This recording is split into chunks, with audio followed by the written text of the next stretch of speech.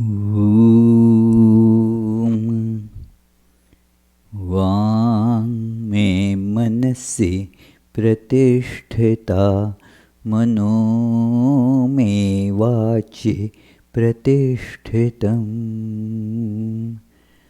आविराविर्म एधि वेदस्य आणीस्थ श्रुतं मे मा प्रहासीः अनेनाधीतेनाहोरात्रान्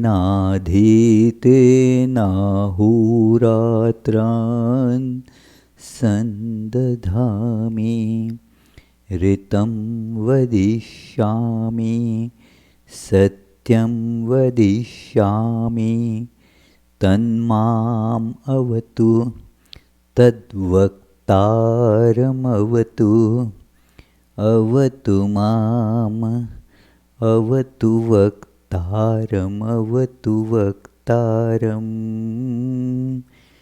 ॐ शान्ति शान्ति शान्तिः ॐ May my speech be firmly established in my mind. May the mind too be firmly established in my speech. May there be perfect correspondence between my thoughts, words, and actions. May this self-luminous Lord illumine my heart. May the truths of the scriptures come to me. May not what I learn from them ever forsake me. Let me live my life day and night according to their teachings. I shall speak what is appropriate. I shall speak the truth. May that protect me. May that protect the teacher. Om, peace, peace, peace.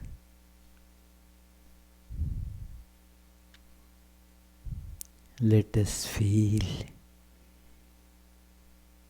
the divine luminous spark in the depth of our consciousness.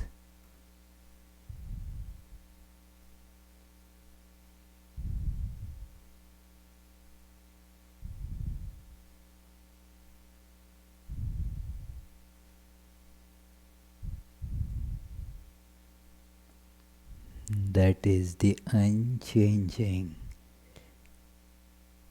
and therefore the true identity of ours.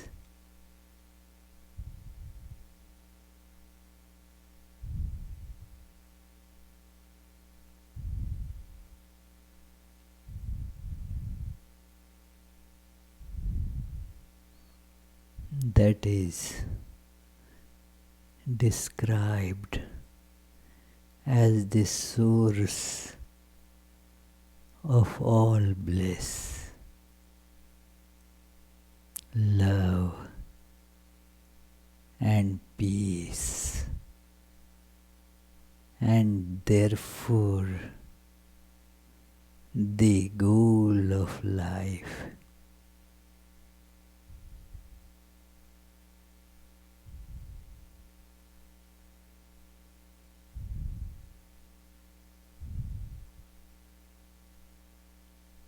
Let us concentrate on that as our true self.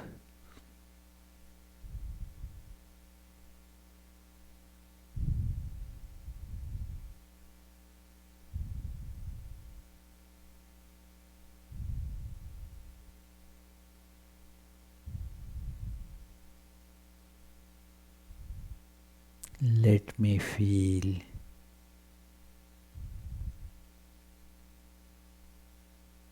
that spark of light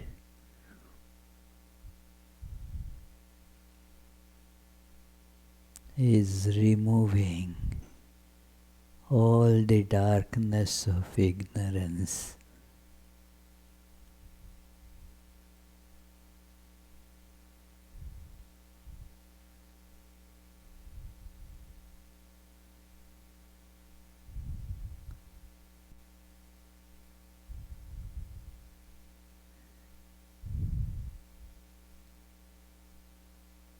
I am feeling all ignorance gone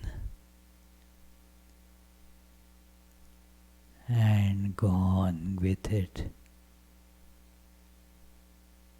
are all the effects of ignorance too.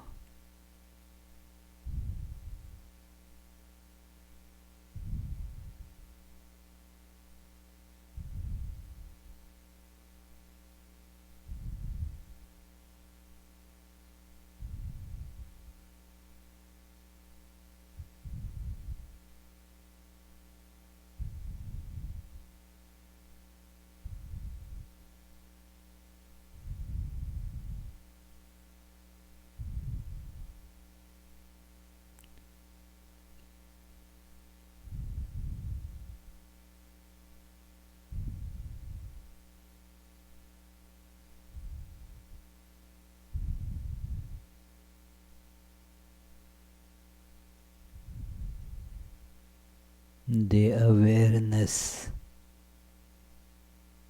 of multiplicity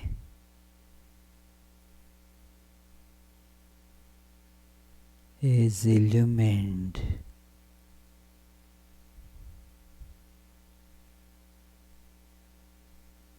by the awareness of one without second, unchanging oneness.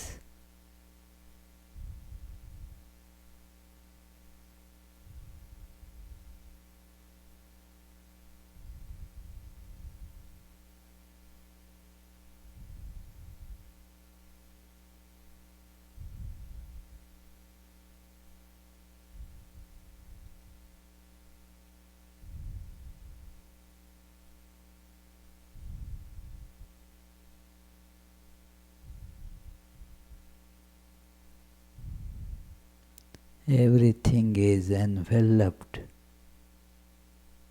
by this divine, blissful radiance of the true self.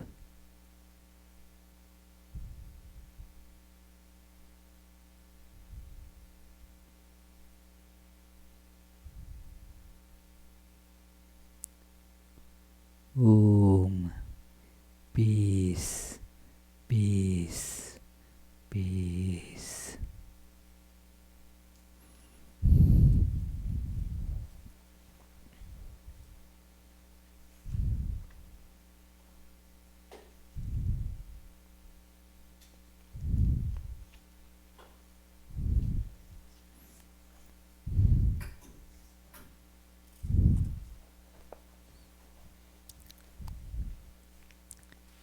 So, dear friends, let us begin our today's discussion on this great, unique biography of Sri Ramakrishna, the Sri Ramakrishna Leela Prasang in Bengali, Sri Ramakrishna and his divine play in English. Let us begin that with our regular chant. Tava kathamritam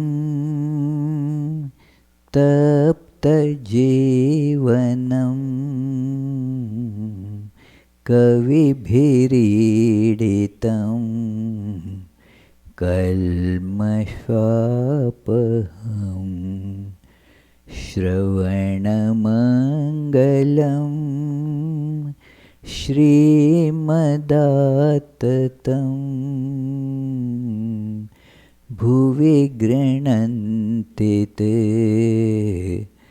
भूरिदा जनाः.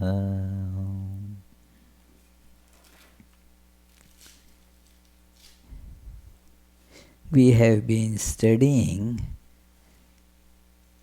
Sri Ramakrishna as Guru, as the teacher, and we saw his teachership derives from his very special, unique awareness that is universal.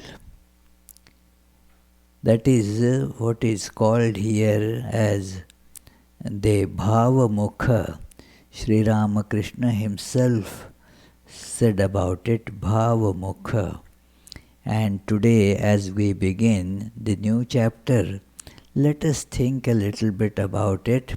We had discussed that at length some time ago, but let us recapitulate it, that it is the awareness that borders on this existence of multiple forms and the existence that transcends it, the formless, the unchanging, the ever perfect awareness of divine.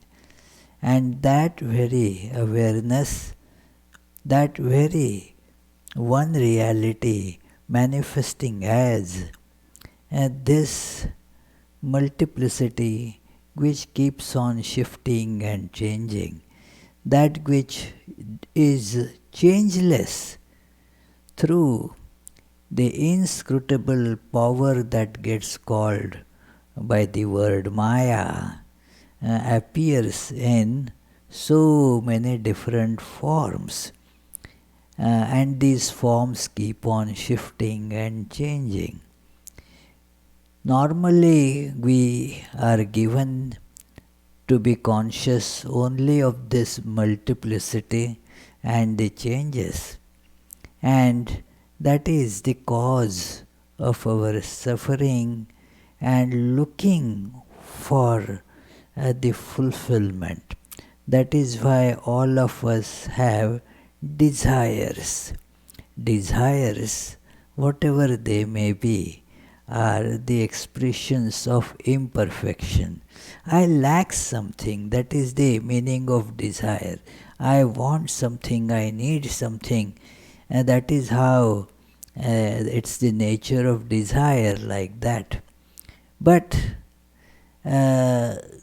then, where to find the fulfillment of those desires is a big question. Because whatever we run for, we see that it appears very enchanting, very alluring, and holds as it were a promise to bring fulfillment to life. Soon we see, no, it has just multiplied the desires. And what happens thus is that the desires, instead of getting fulfilled, they keep on multiplying as we move ahead in life. And then comes the question, where is the fulfillment? The fulfillment is in the truth, in the oneness that transcends this multiplicity. It is, transcends does not mean that you say you go beyond multiplicity, leaving the multiplicity here. Sometimes the word beyond or transcendent means like there is the town behind the mountain. Means it is on this side of the mountain, then you cross the mountain and then you go to that town beyond the mountains. So we get this idea that here is the world of multiplicity. We transcend it, we go beyond it, and then this remains here. There is this mountain, and then beyond that mountain, now there is the world of unity. That is when the word is used, that it is that God or that supreme oneness is beyond this multiplicity. We invariably get such idea that here lies this world of multiplicity. Then there is this line of demarcation, and then we keep it here on this side and go on that side to that oneness. It is not like that. This multiplicity is just appearance of that oneness.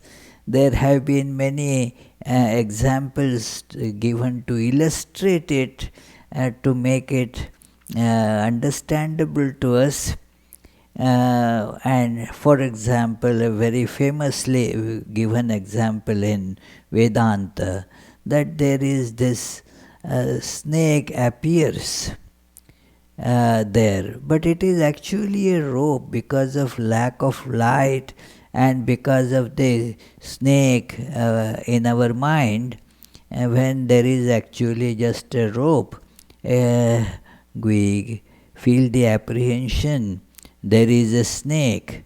And then if once you see that snake, then the ramifications of that seeing snake also begin. Is it poisonous or non-poisonous? Will it pounce on me or and bite me, or I can just go away? Is it aggressive? Can I cross that? Or now should I get a stick to beat it? What will happen? All these thoughts just spring up very quickly in fast succession, creating confusion. And then what happens by that time?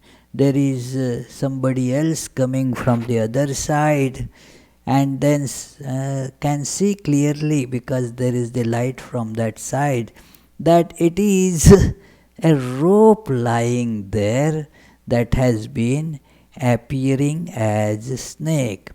So when that knowledge came, does it mean that the snake was left here and then you reached the rope? Or the snake quickly went into a hole and so now you are seeing the rope? Or somebody killed the snake and kept a rope also there? None of these things. What happened was that rope was appearing as the snake. So that rope was real, the truth. And when you see the rope, all fear goes away. Earlier there was a fear by seeing the snake. But when you see that it's a rope, then the fear goes away. It is not that some courageous people, even though they see the snake, they feel, oh, I can handle that. I am not afraid of the snakes. It is that person has the courage. But even with courage, there is some palpitation in the heart. I should not get scared, and let me,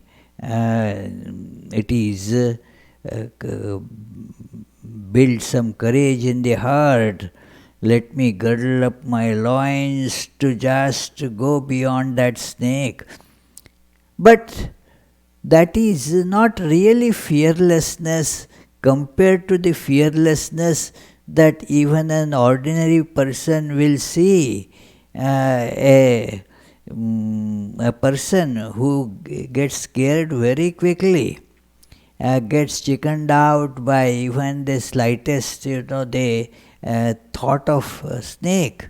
That person also, when sees the rope, there is no fear, because the rope is not going to bite you.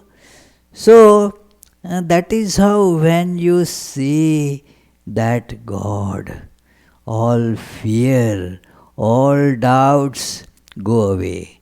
All the desires also go away, because you see that oneness.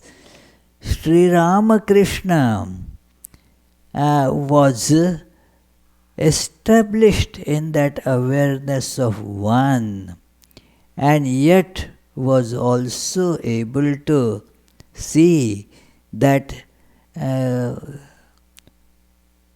world of multiplicity, where people ignorantly think that the names and forms are real.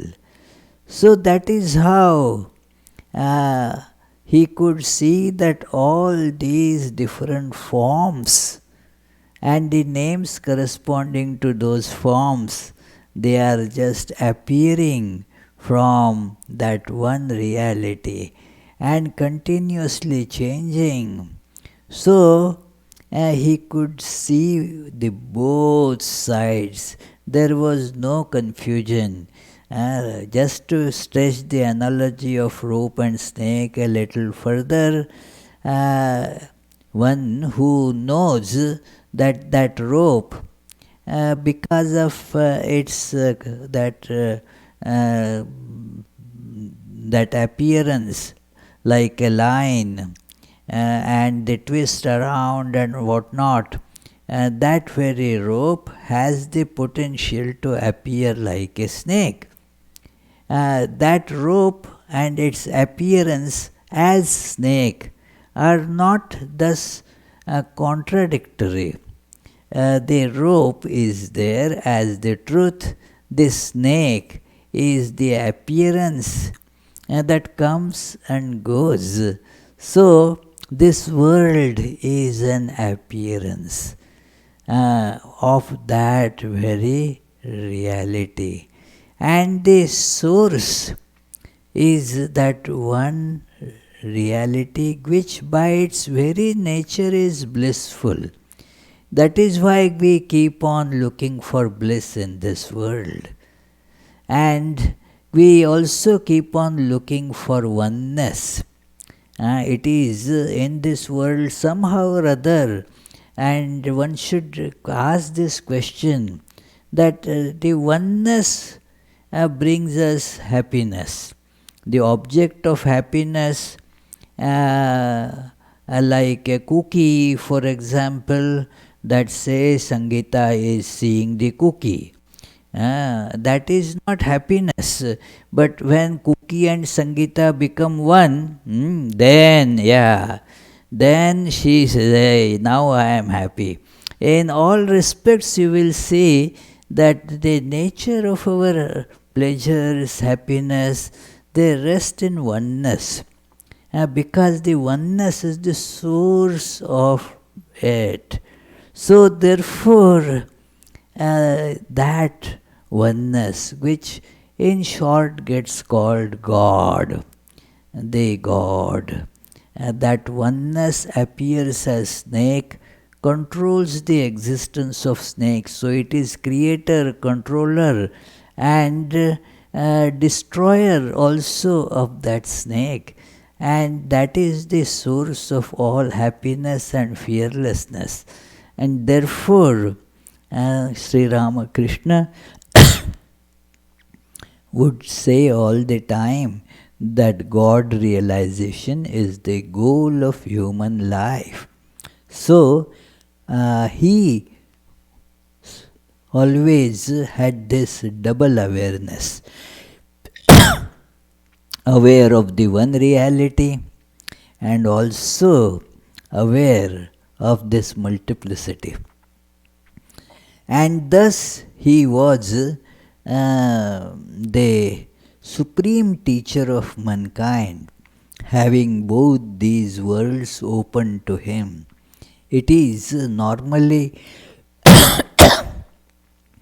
an ordinary teacher will have, say, the awareness of this world as real, and the awareness of that one supreme is something to be attained through various spiritual practices.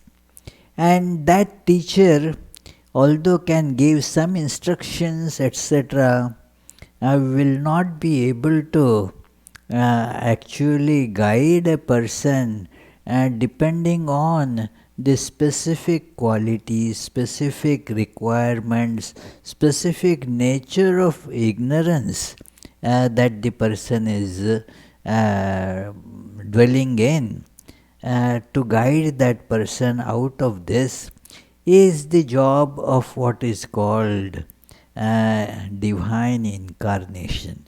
God assuming a human form without any aberration in the godness. And therefore, you will see such personalities embody religion. Whatever religion you may think of, you will see a great incarnation of divine is at the head of it.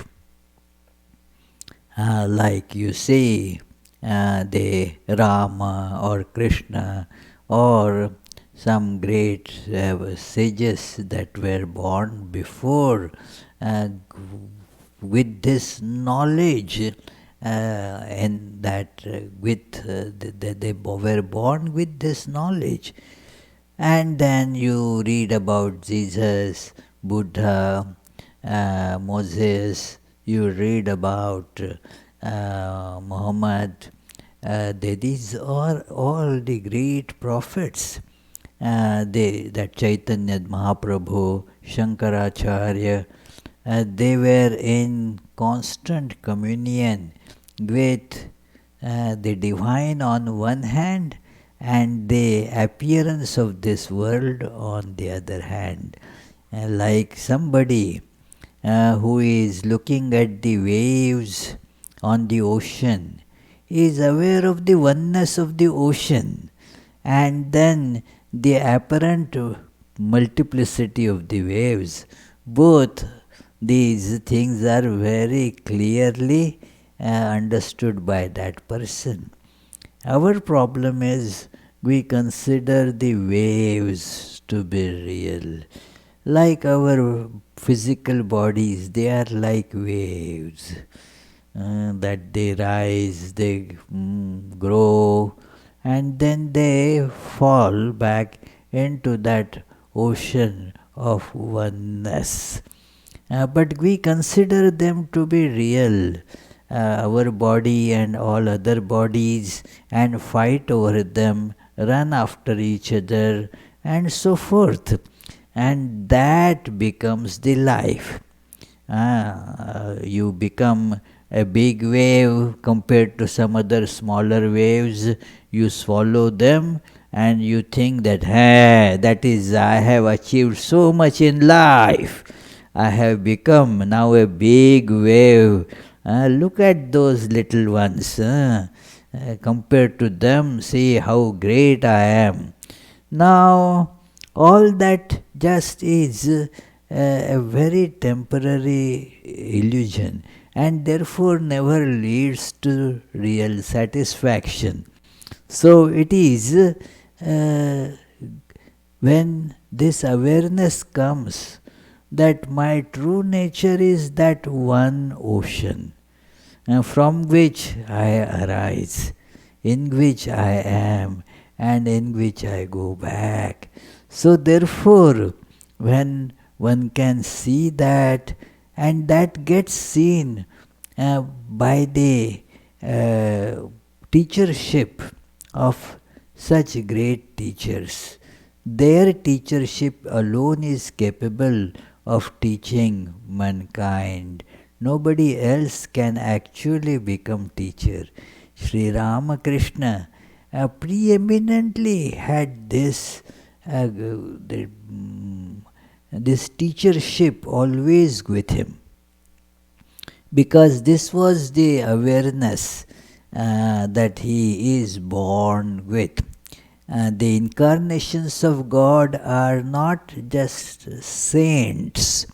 A saint is a great person who, having done spiritual practices, has attained to that knowledge of the one behind this multiplicity.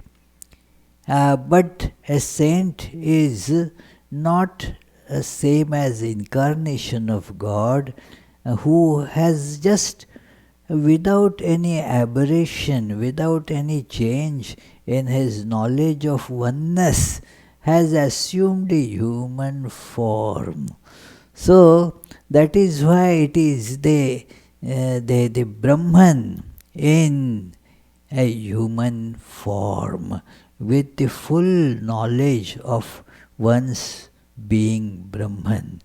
And so their power of teachership is immense.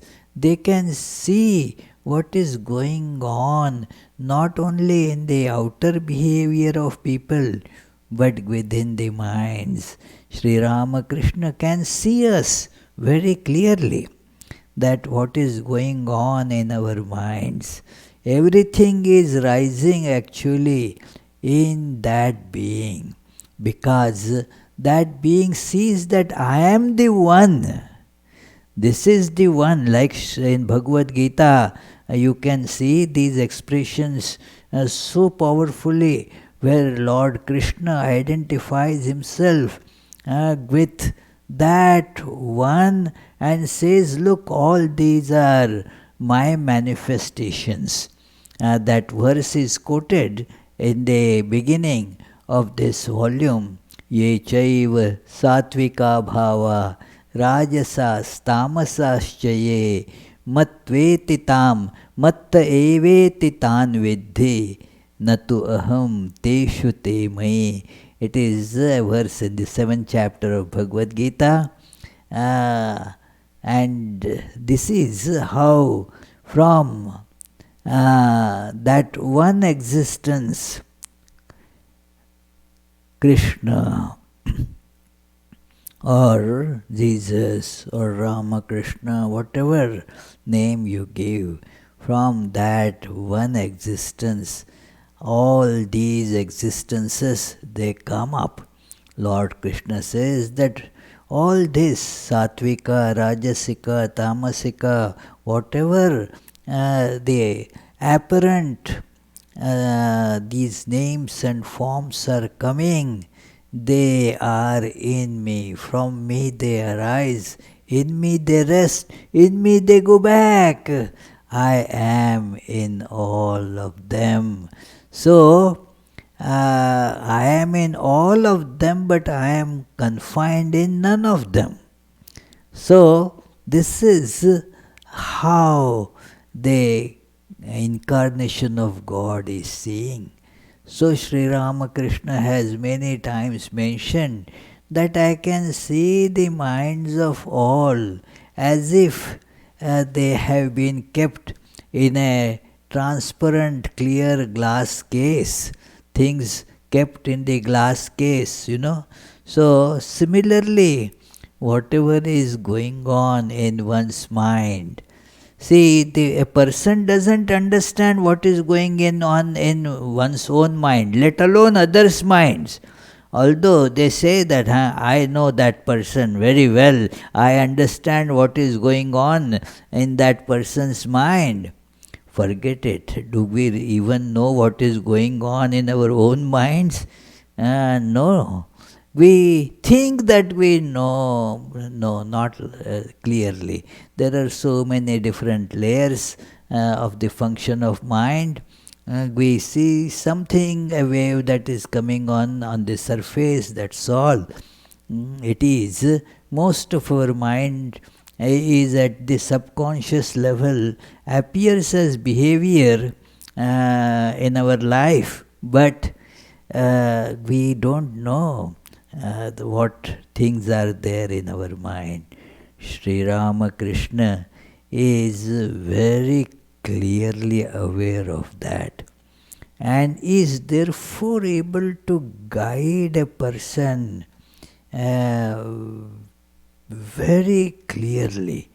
If that person connects to Sri Ramakrishna, that guiding force can keep on functioning in that person's life. So this is the nature of teachership of Sri Ramakrishna. Sri Ramakrishna is teacher of the world by this divine right, one can say. It is last class we were seeing the manifestations of the power of gurus, power of Sri Ramakrishna as Guru. Even in his childhood, there are expressions of it, and also an incident in his life that was discussed in great details was his marriage. Why Sri Ramakrishna decided to get married, what was the purpose, and all that, and the conclusion was that that was an act of teachership of Sri Ramakrishna. So, to teach people that how one can live a conjugal life with the goal, the dedication towards the absolute reality. So this is how we see Sri Ramakrishna embraced this married life to demonstrate that teachership got demonstrated there. But that was all done without actually thinking that, well, here is these people are need to be taught. And there was no manifestation of being teacher as one would think of, a teacher teaching. It was only after he became the priest in Kali's temple that there have been some examples that we see that Sri Ramakrishna slowly became aware that he has to teach. It is he saw in the vision that people are like worms suffering in ignorance, and they need to be taught, and that is how this teachership of Sri Ramakrishna started manifesting. And this is the chapter 5 that we are beginning today, page 471. That it again begins with the verse in Bhagavad Gita, Tribhir Gunamayair Bhavai Ebhis Sarvamidam Jagat Mohitam Nabhijanati Mameva Paramavyayam. So, Mama Bhuta Maheshwaram, it says that my true nature is not understood, veiled by my Maya, born of the three gunas. I am not revealed to all. This deluded world knows me not as the unborn and eternal. So that aspect is not known. This happens therefore with the lives of God incarnations. People think, and that is quite natural to us, Sri Ramakrishna was God, and so was not human being. So what he did, that is after all done by God. We cannot really learn from that, because we are not God. We cannot do like him. So therefore Sri Ramakrishna is seen only as God. It is, and so what we will do is we will make a beautiful shrine by or make a very nice photograph of Sri Ramakrishna, put it there. Like you see many shrines, that there is a picture, say, of a picture or some image of Krishna or Rama and some such deities, that okay, we will keep them in shrine. They are gods. They are not we people. So we cannot really learn from them, but we can get their blessings to lead a life that is full of good things, full of happiness, free from calamities. And so that is how many of our prayers go. That, O Lord, here is I am offering you some laddus or whatever.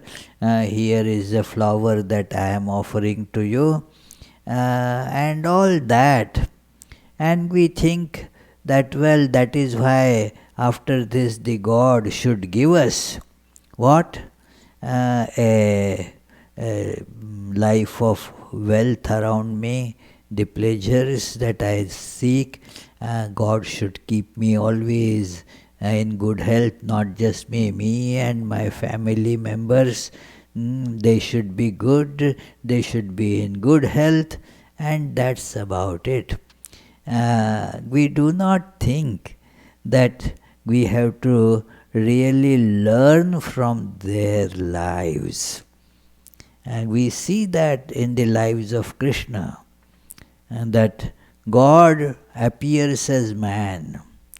But then we forget that that is that has come to teach us. Therefore appears as man to remind us that we also are divine. Man becomes God becomes man so that man may become God. It is looking at that manifestation and we compare with ourselves. That fellow is human like I am, has 2 legs, head, just talks like man, walks like man, so must be a man. So like me. So if that is divine, who am I? I also am divine. So that is how through comparison the knowledge dawns in us. We learn by comparison. We learn. It is even a little child. I remember a very funny incident that there is the teachership in everyone.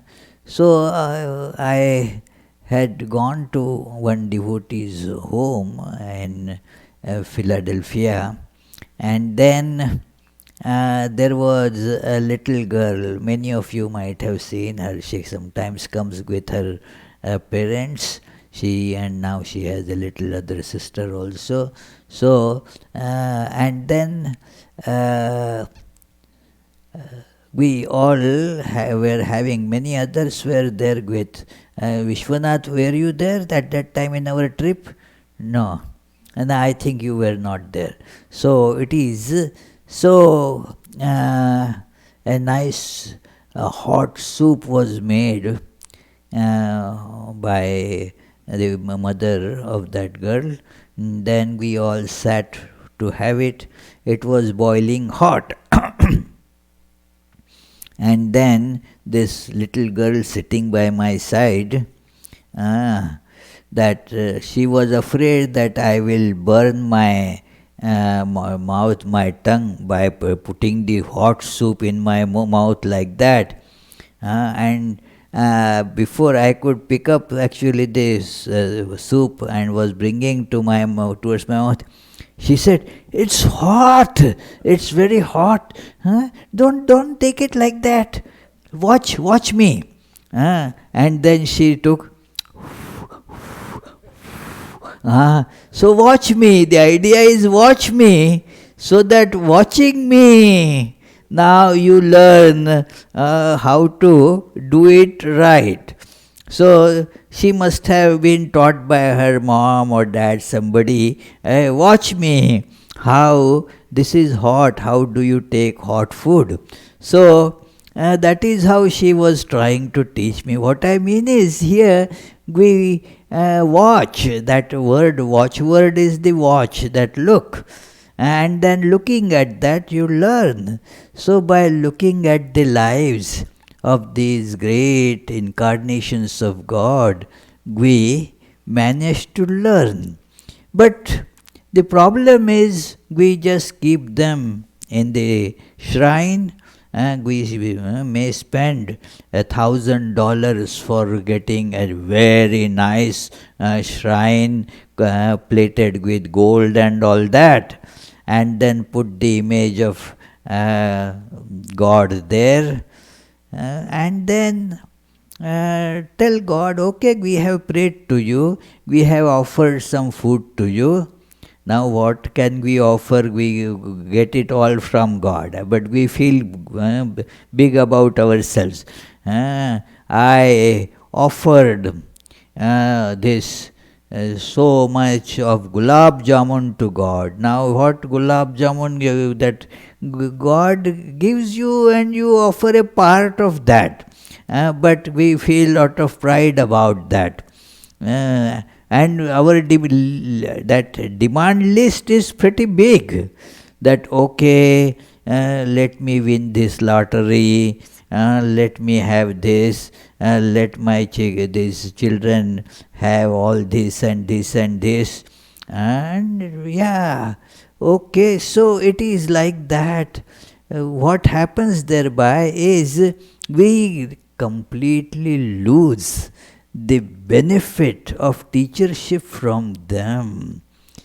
Or on the other hand, if we look them just as man, that fellow is just a human being like us, what's to, a little bit crazy, that's all. That is what many thought of Sri Ramakrishna, a crazy guy. It is constantly thinking about God and all has made him lose his brains. That is how he is. So this is another extreme. But we have to see, therefore, that it is God appearing as a human being. Then we derive the benefit of it. And that is one reason that God has to assume a human form again and again. Because soon people forget the human nature of that being, and then make that being just a God to be worshipped in shrine, offer flowers, offer something, do salutations, and that's about it. You remain there, we remain here, don't interfere in our lives too much. So that's it. So either way, we miss the learning. So therefore, God has to assume another human form to show that here is a human like all of us. Watch and learn that I too am divine. And see, it is just change of awareness that can, that can happen instantaneously. But that process is there to recognize it, and that is called spiritual practice or sadhana. So, let us read. When the master moved to Dakshineshwar and became a priest of the Divine Mother, his power as a guru became manifest within him to a great extent. His sadhana had begun, and he was intoxicated with the love of God. Regardless, a guru is always a guru, and a leader is always a leader from childhood onward. It is not that people form a committee and consult with another to appoint an individual to be a guru or a leader. And they are secondary gurus and all that. The earlier leader or guru in the congregation is now no more. So let us now select somebody amongst us to take up that role. That is a different thing. It is like here we may, there are so many these lights. So depending on the need, depending on the occasion, we press this switch or that switch to light particular light. But sun, it is we don't have any control over sun. When it shines, that's it. It is so like that. This guru is guru by divine right.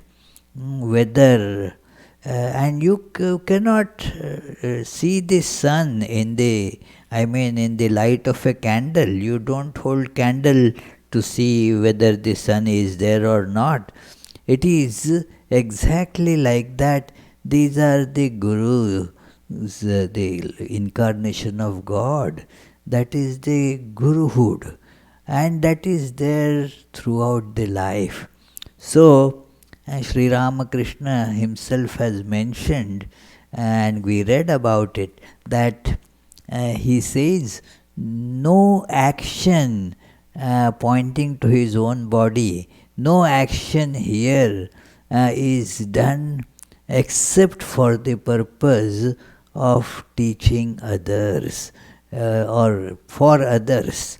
He did not exactly use the word to teach others, but for others. It is every action is for others, and the reason is apparent. They don't want anything for themselves. They are fulfilled. They don't need to go after things, because there is a total fulfillment that cannot even in imagination be felt by us.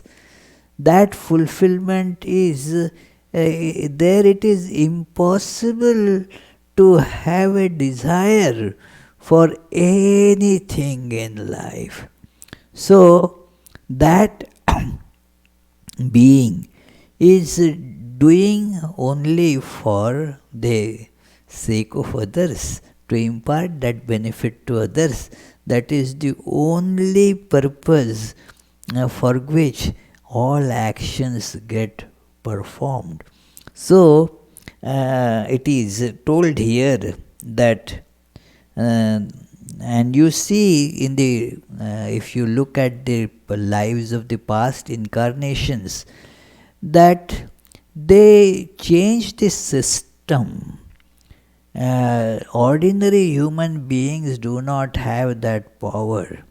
They within this system they work, that's all. But the incarnations of God, as it were, set a new order. In the book, the examples of Lord Krishna, Lord Jesus, Buddha, they are all given here, that how they changed the existing order. Chaitanya Mahaprabhu changed this social structure by their presence. It is, they were not slaves to social structure, but by their presence and their influence, the social structure got changed, modified. For example, Jesus said things which were quite against the existing social norms. In fact, that was the reason for they established powers to catch him and crucify him. And look at the teachings he gave, that for that he was accosted by some high that priest there, that why you are letting your disciples eat on a Sabbath day. And Jesus said, no, let them eat on Sabbath day. It is not, the Sabbath is not just for body but for mind. It is the day of prayers. It is not that what you put in the stomach that matters, but what you bring out in your behavior, that matters. So that is their Sabbath. So, and since then, it changed in the Christian world, that the Sabbath idea of fasting, it changed. Same with Lord Buddha. Here all these examples are given, that although when at the advent of Buddha there was this commonly held custom of animal sacrifice. In fact, there is a Vedic injunction about it, which says that the yajñārthe pashavah srishtah, the pashavah srishtaha, these animals have been created to be sacrificed in these sacrificial fires, and people were doing it. Buddha said, no, do not kill animals. And these sacrifices, they stopped.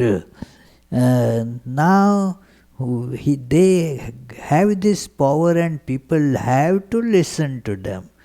So that is how they are teachers by that divine right.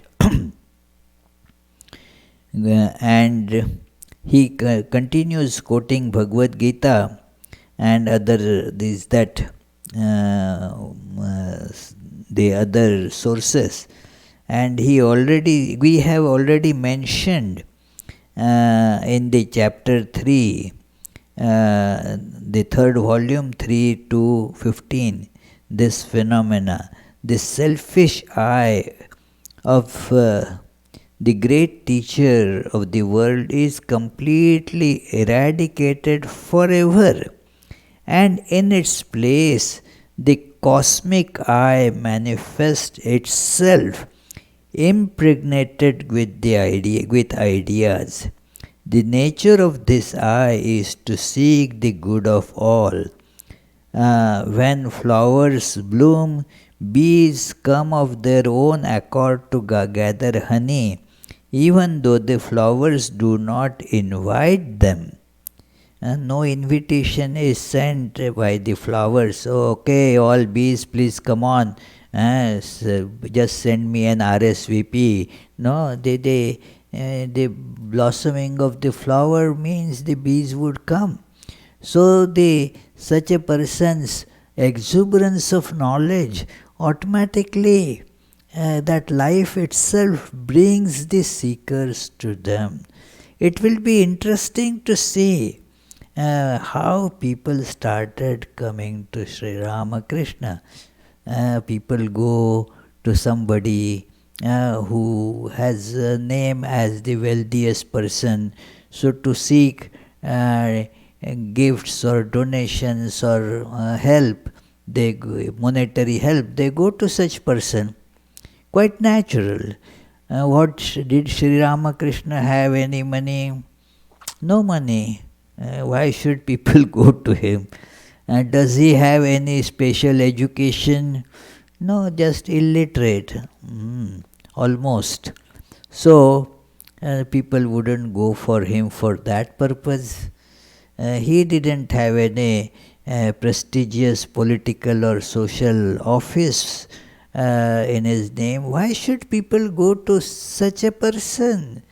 And yet, everybody has within this thirst for fulfillment.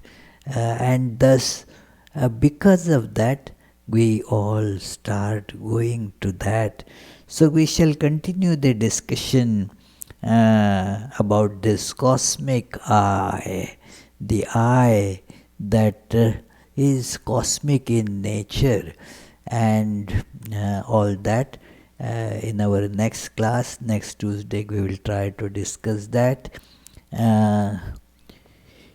We can think of this, meditate on this for 30 seconds, and then if you feel like asking any question about it, please go ahead.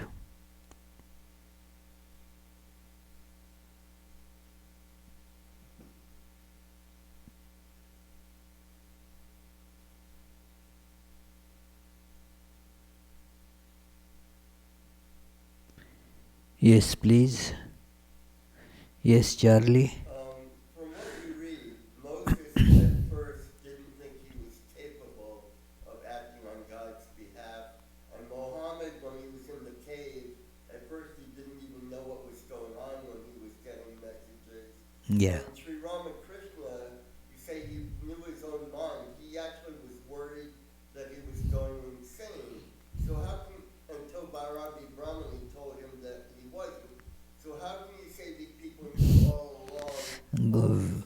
Very good question. I was expecting somebody will ask this question. That yes, these are their external expressions. It is a very intriguing fact that although aware, they were not expressing that kind of thing all the time. So, therefore, you see that they, as a human being, if they had said, "Oh, this was all spontaneous, I knew everything," then people would not have been able to think of them as human beings. They have to pass through the stages of human being a human. So it was all strange. For them also they show this startledness. Oh, how is it coming?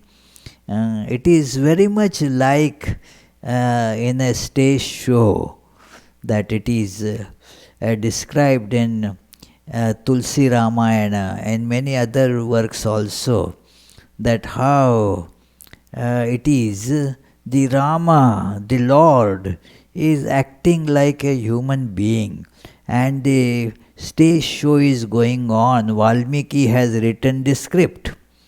Now that the actor has read the script fully, but on the stage has to show that confusion. What is going to be now my fate? Because of this treachery of friends, I am now have to suffer the ignominy of being put in prison for life.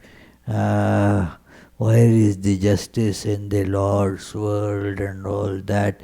Although the script, the actor doesn't say, "Ha ha ha, I know that I am going to be released with all honor. I am not going to suffer at all." But yet on the stage has to show that. So otherwise that play will not go on at all. So this is how the incarnations of God present things like that. Otherwise we will not take them as human beings. So it is for the sake of our that understanding. They are doing it in the beginning of the Tulsi Ramayana.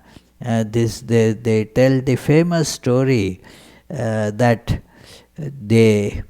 Rama was had lost his wife Sita, took away by Ravana, and is so sorry, crying, tears rolling down, and asking this everybody, even the plants, that where is my dear Sita?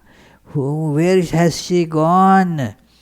And then at that time, as it were, just take the under that it is a story that Lord Shiva, and at that time his consort, her name was Sati, they were going by a plane, the celestial plane, and as Shiva saw this Rama, but crying for his lost wife, he saluted that Rama. And his wife said, "Hey, you are Lord of all. Why should you salute this human being crying for that his wife was stolen by somebody? This fellow, and you are saluting him. You are being saluted by all the deities. You are Deva Dhideva Mahadeva. And still you are behaving like this. I don't get it. Please explain." And that Shiva tells that it is the Lord of the universe is now appearing in human form and doing this thing. Sati said, "No, I don't accept this. Look, he is really crying. He is not showing that he is crying. He is actually crying." So Shiva says, "Okay, if you want, go and test." And then, as it were, Sati descends on the earth from the plane, and then now she wants to go to Rama to test. And she thought that the best thing should be, let me take the form of Sita. And then Rama is looking for Sita, so as soon as he would see me, he will say, "My wife, I found my missing wife. Wow, what a great thing." But what happened was very different. When Sati, in the form of Sita, saw there, Rama saw, she stood right on the way that where Rama was, and as Rama's eyes fell on this form of Sita taken up by Sati, he saluted her and said, "Oh, why are you here? What are you doing here? How is Lord Shiva?" And thus she then ran away from there, seeing that, well, because in the script it was written differently. Sita was not to be found immediately, otherwise the Ramayana would have been over right then. So it is, they are aware. Do you see what I am driving at? Yeah. So that is why the expressions become different. Any other question? So let us conclude with the closing prayers.